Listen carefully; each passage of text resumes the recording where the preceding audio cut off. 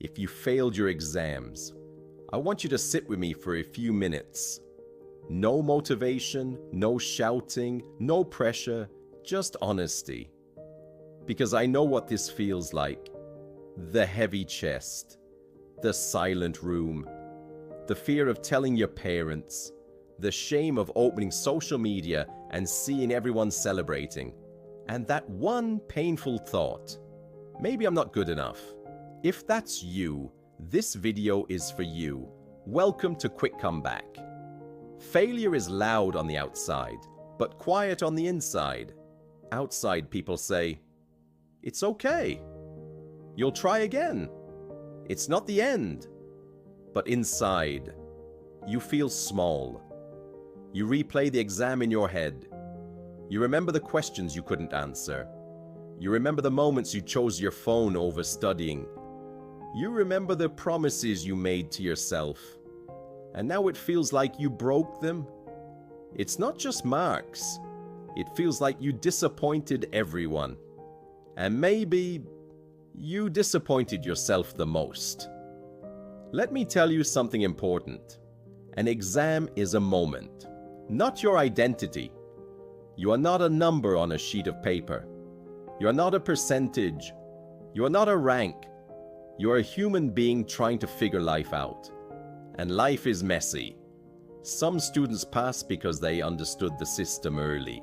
Some fail because they are still learning how to learn. That does not make one superior and the other useless. It makes one ahead. For now. For now is important. If you cried, that doesn't make you weak. If you locked yourself in your room, that doesn't make you dramatic. If you felt like disappearing for a while, that doesn't make you a failure. It makes you human. Pain means you cared. And caring is powerful. The students who feel nothing after failing, those are the ones in danger. But you care. And that means there's still fire inside you. Failure is not a wall. It's a mirror. It shows you where you lacked discipline, where you were distracted, where you were afraid to ask for help, where you avoided difficult subjects, and mirrors don't lie. That hurts, but it's also useful, because once you see clearly, you can improve clearly. This failure is feedback, not a final verdict. Right now, you're at a crossroads. This is the moment that defines people. Some students fail and slowly give up. They tell themselves, I'm just not smart. This isn't for me. I'll never be good enough. And they shrink. But others feel the same pain, the same embarrassment, the same fear. But they make a quiet decision. Not loudly, not on social media, just inside their heart. They decide, never again. That quiet decision changes everything. You don't need to prove anything to the world. You need to prove something to yourself. Your comeback doesn't start with motivation. It starts with responsibility. No blaming teachers, no blaming luck, no blaming the system. Just one question. What can I do better? Study 2 hours daily, consistently. Put your phone away. Ask questions in class. Solve past papers.